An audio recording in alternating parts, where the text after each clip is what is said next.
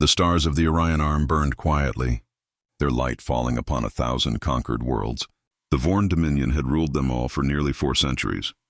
Their fleets patrolled every system, their banners hung over cities of alien slaves, and their emperor was worshipped as a god.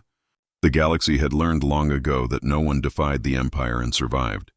Fleet Admiral Kalis stood upon the bridge of her flagship Empyrean, a massive vessel of black metal that stretched 10 kilometers long. Her eyes were sharp and cold, trained on the shimmering display before her. Reports scrolled across the screen in alien languages, yet one word repeated again and again: unidentified signal. It came from the edge of the Veil Nebula, a region thought empty. No trade routes, no colonies, no life. The signal was weak, almost a whisper.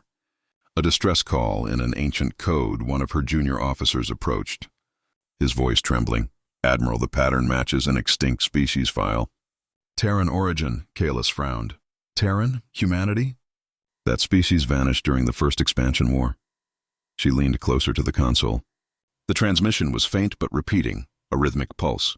2 short bursts. One long, over and over again. It was a human SOS. The Emperor's Council ordered Kalis to ignore it, but curiosity burned within her. She had crushed rebellions, silenced worlds, but something about this signal felt different. She sent a scout cruiser, the Vexar, to investigate. It vanished. Hours later, fragments of data returned through the relay network. The ship's black box played its final recording. The bridge crew of the Vexar screamed as a massive shadow blocked their stars. A deep voice echoed through the transmission, calm and human. "Signal received. Terran fleet en route." The recording ended in static. For the first time in decades, Kalis felt her hands shake. She stared at the frozen display, replaying those words again and again. Humans were supposed to be extinct, wiped out by their own wars. Yet somehow one had answered. She reported the event to the imperial throne. The Emperor, a towering being encased in gold armor, laughed. "Old ghosts do not frighten us, Admiral. Double your patrols and erase whatever sends those signals." But Kalis could not forget the look of fear in her officer's eyes. The Vexar was one of their most advanced ships, and it had vanished without leaving debris. Something had erased it from space. In the outer colonies, rumors began to spread. Miners swore they saw unknown vessels drifting silently through nebula clouds, massive and dark, bearing no Empire markings. They said those ships made no sound, no energy trail, only shadows that passed before the stars. One frightened captain described what he saw before his comms went dead. A fleet without light, ships older than our Empire, moving as one by the time Kalis received his last message. The Empire had already lost 3 more outposts. She ordered a full scan of the region, but the scanners failed. Every probe that entered the Veil stopped transmitting after 20 seconds. It was as if something swallowed them whole. That night, standing alone in her quarters, Kalis looked out the viewport. Stars shimmered in the distance. Beautiful and distant, yet behind them, she sensed something watching. She opened the old historical archives, searching the forgotten files on humanity. The record described them as reckless, emotional, and terrifyingly creative. A race that once spanned hundreds of worlds, only to vanish after a great war they called the Collapse. One phrase stood out in the report: "If humanity returns, they will not come as explorers, but as ghosts of vengeance." Kalis closed the file and felt a cold shiver crawl up her spine. Across the galaxy, deep within the Veil, something ancient stirred. Metallic hulls hummed quietly as systems came online after 10,000 years of silence. One by one, colossal ships awoke, glowing faintly beneath the clouds of dust. On the bridge of the largest vessel, a dreadnought so vast it could eclipse moons, a man stood, his uniform marked with an emblem of a golden eagle. His eyes opened slowly, human eyes, cold and steady. "Status report," he said, his voice deep and calm. "Systems restored, Admiral Park. Fleet ready for reactivation," replied a synthetic voice. He nodded once, gazing through the mist at the distant stars. "Time to return home." The dreadnought engines rumbled to life. Shaking the nebula, hundreds of ships aligned behind it, forming a perfect line of light and shadow far away. Admiral Kalis woke from uneasy dreams as her ship's sensors lit up red. The words on her display made her heart stop. Multiple warp signatures detected, unknown fleet approaching. And for the first time in her long career, she whispered words she never imagined saying. "May the stars have mercy on us all." The Vorn Dominion's response was swift. Within hours, the Emperor ordered an entire task force to the Outer Rim. Their mission was simple: find the source of the human signal and destroy it. The fleet was made up of 20 heavy warships, armed with plasma lances and gravity torpedoes, the most feared weapons in the galaxy. Admiral Kalis led the operation herself, though her confidence had faded. The memory of the vanished scout ship still haunted her. She stood on the bridge of her flagship Empyrean, watching the swirling blue mist of the Veil Nebula grow larger on the screen. "Activate full scans," she commanded. Her officer nodded. "No readings yet, Admiral, but—" "The nebula is disrupting our sensors," Kalis frowned. "How convenient." The fleet entered the nebula, thick clouds of gas surrounding them. The colors shifted between blue and gold. Lightning flashed in silence, and static whispered through their comms. Then suddenly all readings vanished. "Admiral, we've lost contact with the rear ships," said her second officer. "They're not responding." Kalis's eyes narrowed. "Signal them again." No reply. Then the light around them dimmed. One by one, the stars disappeared, not because of clouds, but because something blocked them. "Objects detected," the sensor chief whispered. All around us, shapes emerged from the fog, massive silent ships of unknown design. Their hulls were black with faint silver lines running along their sides, and on each one glowed the same insignia, a golden eagle with outstretched wings. The bridge crew froze. The scale of the vessels was impossible. Some were larger than moons, moving with unnatural precision. "Transmit identification signal," Kalis ordered.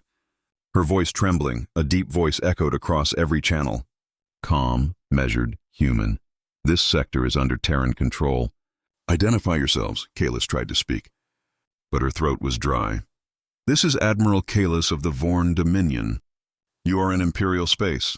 Identify your—" Before she could finish, a blinding beam of light cut through the nebula. A single shot from one of the human ships vaporized a destroyer instantly. No explosion, no sound, just light and dust. The crew of the Empyrean stared in horror. Kalis gritted her teeth. "Return fire!" Dozens of plasma lances fired at once, their blue fire striking the human vessels. But the beams curved, bent away as if reality itself refused to harm them. "Impossible!" one officer gasped. The Terran voice returned. "Engagement recorded, authorization granted. Commencing counterstrike."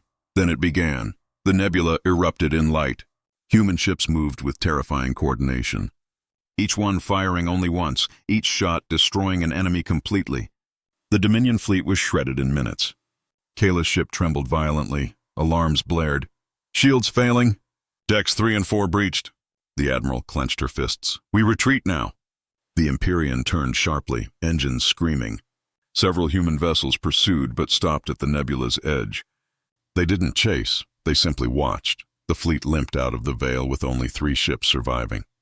Kalis' uniform was torn, her hands burned.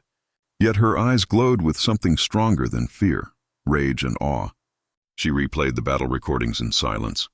Each human ship had fired no more than 3 times. Each hit was perfect, calculated, surgical. They had not fought like savages, they fought like gods.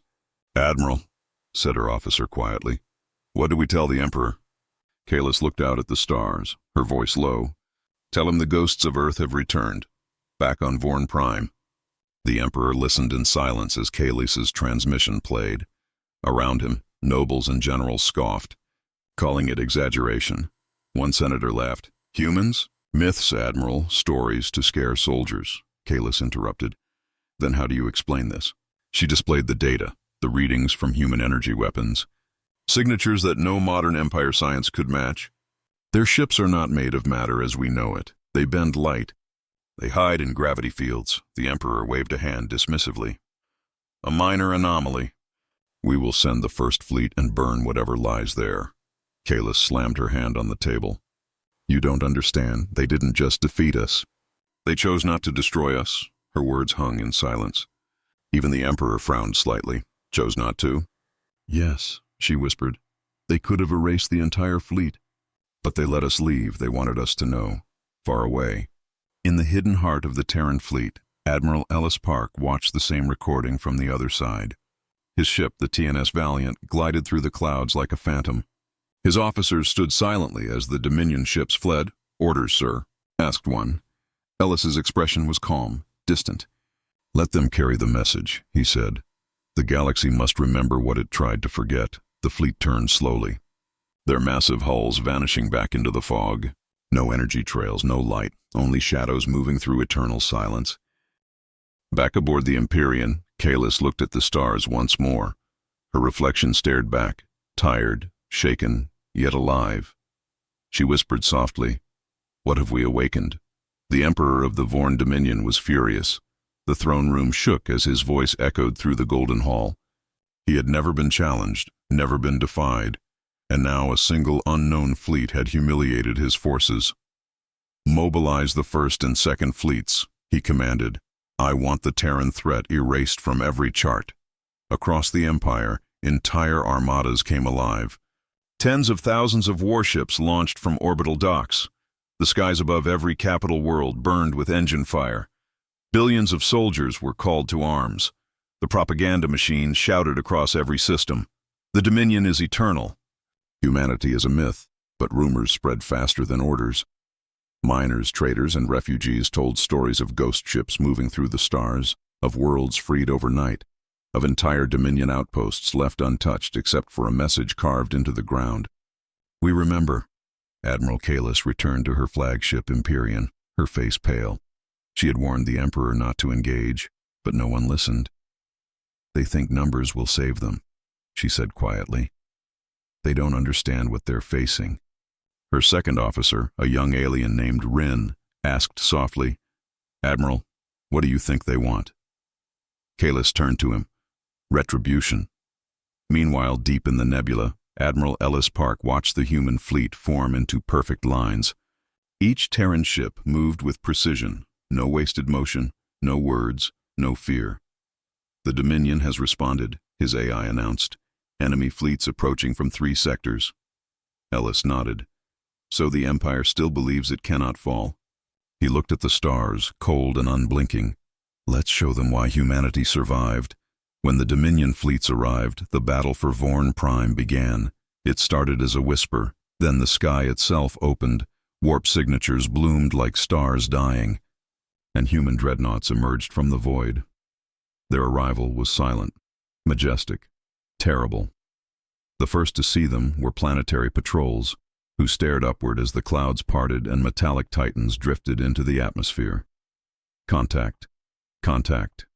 Multiple unknowns entering high orbit," shouted a commander on the ground. The Dominion's orbital defense platforms locked onto them. Thousands of plasma cannons fired at once. The light filled the sky like a storm of suns, but the Terran shields absorbed it all. The shots rippled harmlessly across invisible barriers. The air shook as human weapons came online. Each ship rotated slightly as if aligning with invisible targets. Then the counterfire began. No noise, no warning, only light. Dozens of Dominion warships vanished in the first volley. The rest tried to scatter, but the humans predicted every move. Their targeting was perfect. 1 strike per ship. Each blow erased an enemy completely. Kalis watched from the Empyrean's command bridge as the sky turned white. "They're not fighting a battle," she whispered. "They're performing an execution." Her officers worked frantically, shouting reports. "Orbital command destroyed, second fleet falling back." The Emperor himself stood at the palace balcony, staring at the burning heavens. He had seen wars, but never annihilation like this. His golden armor reflected the orange flames as cities crumbled and starships fell like meteors. The Terran fleet transmitted a single message on all frequencies, a voice deep and calm. "This is retaliation, not conquest. You enslaved our kind, erased our name, and buried our worlds beneath your empire. Today, history remembers." The transmission repeated every hour. The entire galaxy heard it. Every Dominion world trembled, and even the most loyal soldiers hesitated. In the chaos, Kalis made a desperate choice. "Signal the Emperor. We must surrender." Her officers looked at her in disbelief. "Surrender? The Emperor will never." "Then he'll die," she said sharply. "We all will." The Emperor's palace was hit moments later. A beam of white light struck from orbit, slicing through the capital like a knife. The shockwave flattened entire districts. Kalis fell to the deck as her ship shuddered from the blast. When she looked at the planet below, she saw half the capital in flames. And yet, the Terrans stopped firing.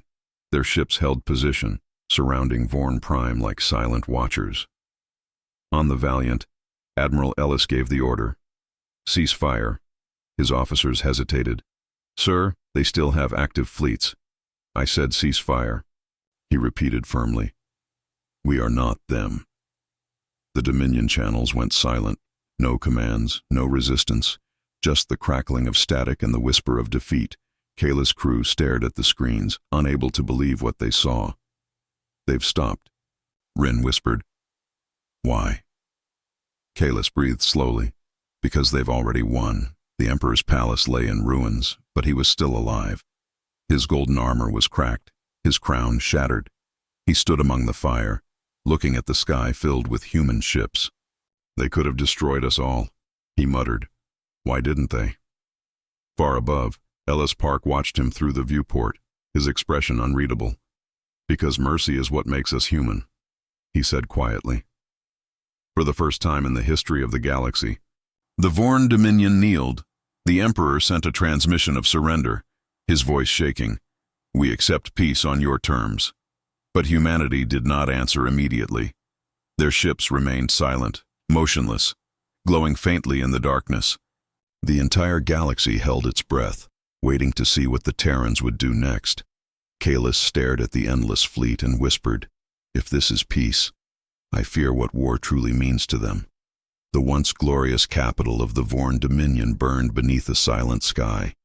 The golden towers of Vorn Prime lay in ruins, and smoke curled into orbit where the Terran fleet still hovered like watchful giants. The empire that had ruled the stars now knelt before a power older and colder than any throne.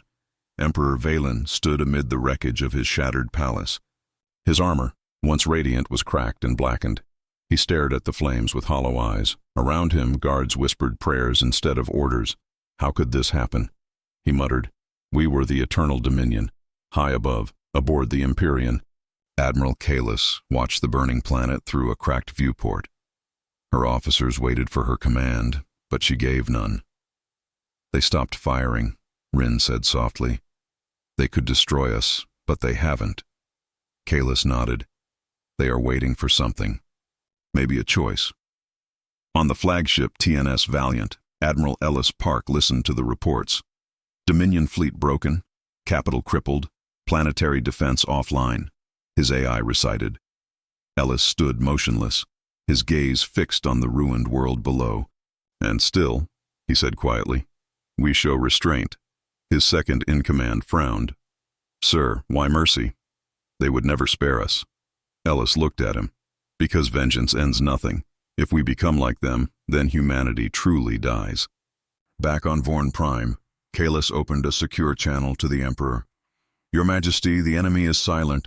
This is your only chance. Valen glared at the display. Chance? There is no victory left. Then save what remains, she said firmly. Send a ceasefire message. Surrender before they return. The Emperor hesitated. His pride warred with his fear. I am the Dominion. I bow to no one. Kalis stared back.